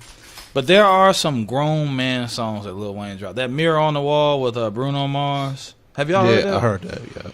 I mean, it got a few songs, but yeah, for the most part, I listen to at this stage in my life. I listen to a lot of old Tupac, Scarface, Tupac, Scarface. I like some of the Jay-Z from, you know what I mean, 96, 97, 98. I mean, I don't know, man. We respect Biggie, but I mean. It's some old school artists that's still making decent albums. Right. OC just released a free album that was better than most albums that I bought recently. Right. So if you like that kind of music, you can find it, but it's on the underground. What do you think about Ross's album? Did you hear it? Yeah. Yeah. You don't like Ross? I think Ross is underrated. I think Ross is highly I think he's underrated as a lyricist and a businessman. Yeah, I don't think he gets enough attention. I think he can really rap. It's just haven't said anything that caught me. What? He just haven't said anything that caught me. Check out the new one. Check out I was the one before this one. I was listening at the barbershop. I mean, Check Rick is nice. I'm gonna say he's nice, but it's some other people that's nice that never caught me. The Busta Rhymes never caught me. Eminem never caught me. I love him. Some I can do some M, some Buster, some M, and some Buster. Okay. Eminem grabbed me because he came so out of left field. The hits, right? I know the hits. So that's a lot of them. LL Cool J never grabbed me. Me neither. Right. But I like lounging. I could ride to. But I could ride to. I can do it right now. You know what I mean? And then I heard something else that's crazy. So now I might do that. So now, if you rap too good, you could be blacklisted because what they said Busta did on that "Hate Me Now" song, they said no other artist wanted to call him because he outbarred them on that song to the point where he rapped himself out of work. Yeah. Damn. Because he embarrassed them. Yeah. So that's the state of hip hop. Yeah. Man, crazy, right? Yeah, that is Twister. I like Twister too. I know. I sure wish I could see a few of those features. I did. I tell you what, I didn't comment on that one thing because I tell you what, hip hop used to be my love. Used to be my love, used man. To be. But I mean, I still listen to it here and there, right? I still here and there. When I say here and there, I mean here and there. So what you listen to? I don't listen to any of it. I don't listen to any music. I barely listen to gospel music, man. Okay. I'm telling you, man. I listen to what is gonna influence me to do greater things within my life. That's what I listen to. Whatever books I listen to. I mean, I swear, I kind of like. Ever since I got on personal development, I started learning more. I just phased all that stuff out, man. Right. I have nothing wrong with music, man. Nothing wrong with the music industry at all, man. Nothing at all. But for me and my growth potential, I need that space. Yeah. You know, I can't infuse it all in together while I'm growing. Yeah. Like once I make it to that point where I feel like, you know what, I'm definitely going to include my past in it. And relish in my victory. It's then I can do that. Right. It's a big misconception. And my question earlier was, where do hip hop rank if compared to a lawyer, doctor, and so hip hop is very high in our community. Very high, very very high. Oh, for sure. And there's a misconception that people listen to hip hop for education. No, get an audiobook if you want to listen to something for education. Exactly. You know what I'm saying? Don't listen to some uneducated high dude or Percocets telling you what to do with your life. That's not education. Doing it in an auto-tone voice that's not even his real voice. Well, but I have to interject and say that there is a lane and room for that though in the music, because in entertainment and all, just like with television, there's PBS. You know, there's Discovery Channel, there's the Learning Channel. You know, I agree. I'm an X-Clan KRS-One fanatic. I am too. Oh my gosh, I listened to them. My first album I ever bought was The Blueprint, KRS-One. I spent my $7 and some change. I walked to the music store myself. I agree that it's something that you can learn, right? But that's why I may be a little turned off from the newer artists, because it's nothing that I can learn. Exactly. Right. Exactly. They're not saying any bars that's sparking. Oh, that's right. That's for me, man. And at least even as far back, like as early as when I was younger, the party songs had like something. It wasn't just like go do drugs. Like I remember, like I'm a hustler, baby. I just want you to know. You know what I mean? Like. What about that, Rick James? It was actually was really good too, and Gil Scott Heron. I know y'all probably know, but go ahead. I'm sorry. I really don't, man. But I'll tell you what, though. It's informative. The 90s and 2000s, that's the transition 90s and 2000s, man. That right there, it started the mind control for me, because I was in that realm. The Death Row era. Death Row, No Limit, all that stuff. That started the control factor. None was worse than Death Row. Man, nothing was worse than Death Row. Everything started to control everything within yourself. The music industry started to change, and then you started to see that the interest was not in the people. The interest was in the companies. That's when it started to change for me. And I mean, looking back, I knew that. You know what I'm saying? I know that, but because it was changing me as I was going. You know what I'm saying? So I knew how I was being controlled. So I don't want that anymore for myself. You know what I'm saying? So therefore, that's why I phased all that stuff out from me. Because I know how I was being controlled. Just like you want to be around somebody that smoke weed, and you smoke weed, or you used to smoke weed, and you know how it did to you, or whatever it is. So you say, you know what? I gotta control that point. Yeah. That point right there, I gotta control that point. If I can't control that point, that's that fear part, right? Right. I gotta control that point. If I don't control that point, I'm right back where I was. I lost a lot of friends to sniffing cocaine when the Wu-Tang dropped. So while everybody else was listening to Dr. Dre and Redman talking about smoking chronic, Wu-Tang was sniffing cocaine on the album. Wow. Right. So when they said go and get that dust, like my friends turned it was the 70s all over again. A lot of my friends started sniffing cocaine. Wow. And I was like, when did sniffing cocaine become cool? Because I always thought that the chemicals was like off limits. Yeah. Right. So, but in that era, even though that's one of my all-time favorite groups, I can say that's something that happened during their era because I didn't even know Raekwon dropped that Purple tape. I mean, as soon as it come on, he's like, congratulations, Chef, let's celebrate and sniff for eighth. And the boys in Memphis. Yes. 666. 666. Some scissor. I know what I was talking about. I was in California. And we played Raekwon. I know they had baby bottles. And baby bottle pops was out. Joint with you. Then they was like, come on back to the back. When I came back to the back, they had like cocaine all laid out. Oh man. I was like, we had like Raekwon playing. I was like, no. That Purple tape era was. It was a whole question for the older people in the room. Yes, I use the O word because that's pretty difficult. Because you just who are we to blame for the generation, quote unquote, that's happening now? Because you got a lot of times we get blamed for the state of hip hop and where everybody's at. When in reality, it's a lot of mamas out here in Uncle Luke video. It's a lot like a lot of our moms is out there right now. The tip drill video. Yeah. It's a lot. I told this girl I knew. One time, actually, my co-host EC, we were talking one day. We were arguing about you can't be mad at women for using their body to get meals paid for and all this. I said, you know what? I can't be mad at them, but one day it's gonna run out and you ain't gonna be able. Because nobody want no old hoe. You know what I mean? You dropping bombs today. Like at some point, you are gonna have to learn how to feed yourself. But if y'all wouldn't do it, Hey, hey, Come on. Okay. hey, come on. As a son of an African mother. Search yourself. We got to insert ourselves Sorry, right y'all. here. No, I'm sorry, but real quick, just touching on his comment. Female you on know, duty. if y'all weren't making it able, like it wouldn't be done. Like women wouldn't do it. You know what I'm saying? Like if it wasn't funded, like it would not even be a thought. A woman is a prized possession in a lot of people's minds.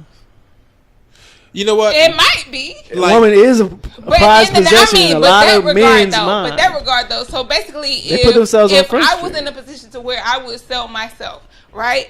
If there wasn't a market for it, then There's always a buyer because for of y'all whatever. though, because of men do No, it. but There's a buyer for foot fetishes. Superhead hand fetishes. There is. There's a buyer for There hair is. fetishes. And I'm not knocking. I mean, there's a buyer for any market that you put out But I there. was touching on what he said. Well, So at the end of the day, though, if men weren't doing it, there would not be a market for it. But it's a misconception. Amongst other things. Men are not So I'm doing just- it. Boys are doing it.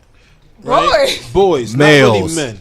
Males. You know what I'm saying? Because guess what? Superhead doesn't have the best relationship. You understand? Well, she don't have any relationship. Exactly. That's why we She should has do a lot it. of relationships. Exactly. But y'all fund them. Not us. The Males. guys that funded it was boys, Boys, not looking men. for entertainment. So not require, Entertainment. excuse me, define boy. Boys are the ones who think they can get women with their things. Like, she likes me because my rims are big. Like, those So are what about boys. Bill Coward There's then? a What lot of about Bill boys Coward? out That was his name, right? The white Who? dude. Bill Maher. Coward. Bill Maher. Okay, what about him? So He likes Superhead, right? he just had probably a few extra dollars or something. I think he had a lot of extra dollars. But at the end of the day, Let me tell you something. Women my love mom told money, me. man. This is an African but if proverb. there wasn't a market Women for love it, money. Sorry, Look, it wouldn't That have man has happened. money. Look, But it wouldn't happen if And there men wasn't a love market money. for Get it. money. So, like, if you felt like you couldn't make money off of it, you wouldn't do it. Women love money. Men love They women. wouldn't do it. And I mean, so that's why men go out and get money. Look. And next thing you know, they're boys, so they throw their monies out at the women. So the women say, "Yes, I love it. I'll do whatever. Let's go." here's what my mom told me as her son. She said, "Son," in an African accent, women who can't use their head use their ass. And that's all she needed to tell me, and I understood. I also heard the song "Wild Women Don't Have No Blues." All the good women they get the blues, but the wild women don't have any blues.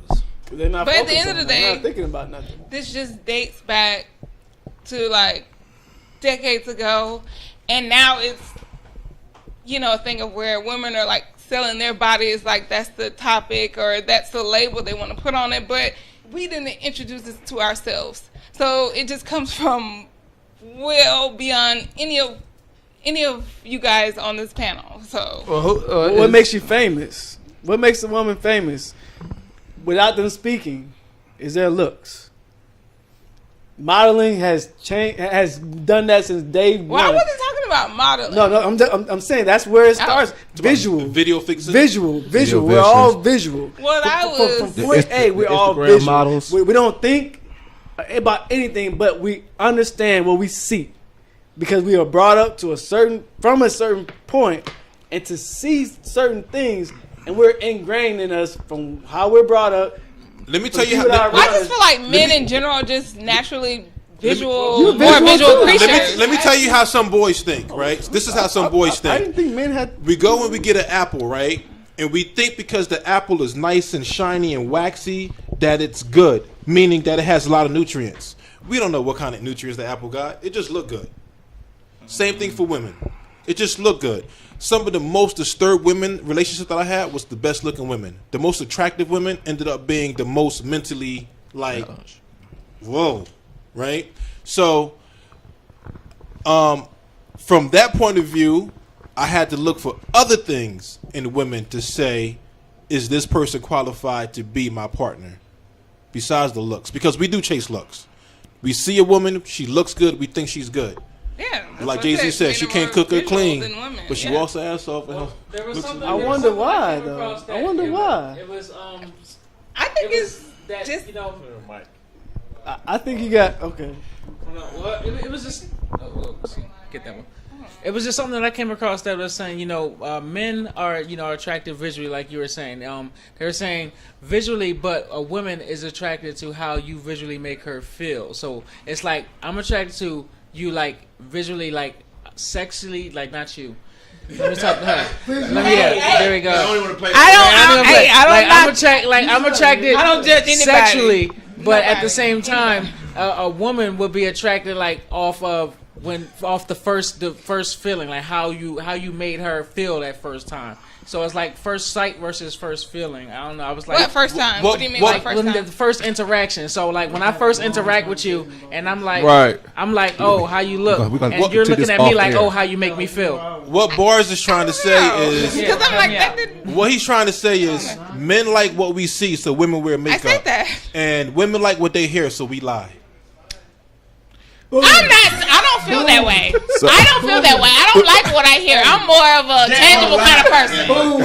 I'm more of a tangible kind of person. So I love what I see. You know what? I love what I see. So we gotta get ready. I'm not big on words. We gotta get ready. We gotta get ready to wrap it up. But I don't know, man. Is it women who like what they see though? No. Women like. I like what I see. Like what a man says. Okay, so even touching on what you're saying, you can say. Woo! Sorry. She didn't see that. All right, go ahead, Kevin. Okay. So, hold on 1 second. Hold on a second. Promote your stuff right quick. All right. Listen, for those who are still watching, not tomorrow. The following Tuesday, May 23rd, we've got an independent film, Beer in the Conversation. Will be remote.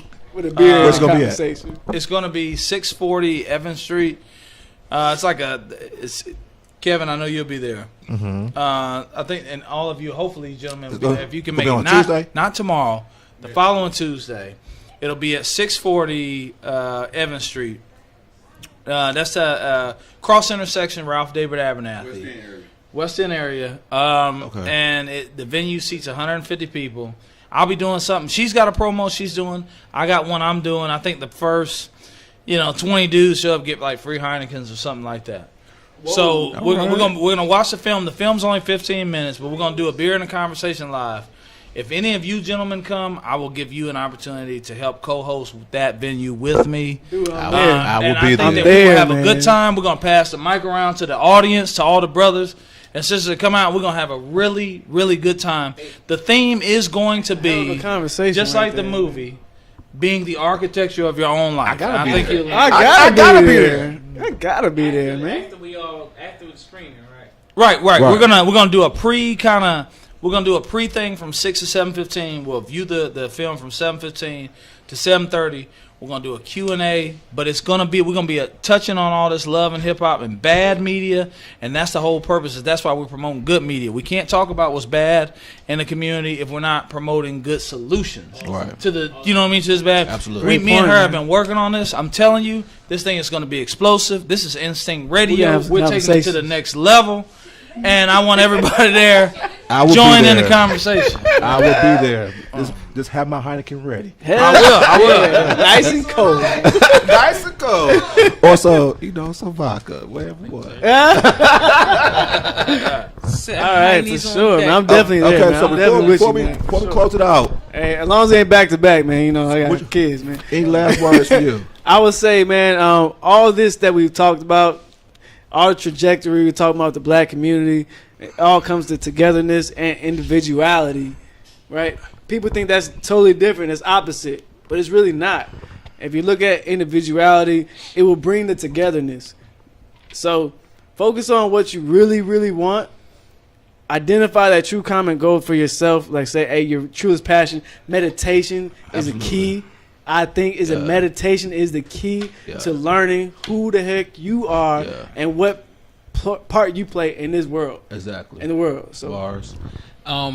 Right off that, I concur. I think the overall statement out of everything is it all boils back down to knowing what you want, knowing who you are, and knowing what you like and will accept in your life. And once you're able to do that, like he said, it's almost as close to the anarchist movement. It's like out of anarchy will come organization. It's like once everybody decides to do their own thing, then the people who are doing the same things will ultimately attract each other. Okay, and where can they find your album? You can find it on iTunes, Spotify, anywhere you listen to music. It's Bars Brown, BARZ Brown. The album that's out right now is Perspective. New single coming soon. My man Musa. Yes, the next level coming up in 2 weeks. What else I got going on? Oh, shout out to Regina Sunshine and the Women's Symposium that my daughter sat on the panel. Congrats. Man, she She's did an always awesome doing job. fire stuff. Yeah, Congrats. man, and heels, the book man. is on the Yeah, way. too. She's She got she's- 2 books, don't she? No, not The same Regina's book. book, Oh, but your my daughter. daughter. Yeah, she's yeah. writing- His she's daughter is writing a like little book. Awesome. worldwide. Like, So she's about to start working on that pretty soon. So hopefully that's gonna be coming soon. And matter of fact, Lynette and Regina, as soon as she's done with it, we bring it straight to you. For me, I'm finishing up my chapter for a book. I was asked to be part of a book called 20 Beautiful Men. It was New York Times bestseller for women last year. So they expect the same thing for the men. So it's called 20 Beautiful Men, and they asked me to be one of the 20 men. So you posing and everything? No, I'm just You posing in your speedos, I'm just man? being the wellness you gonna architect. be Mr. July. Yeah, right. You posing on your bicycle, man? On your cycle, man? I just want to thank everybody for supporting the 7-day challenge, and look out for the men of Instinct Radio. We're going to come out to see you soon. United Front. We're going to do something big in 2017. Peace. Yes, sir. The biggest station in the world, playing all of today's hits. You're listening to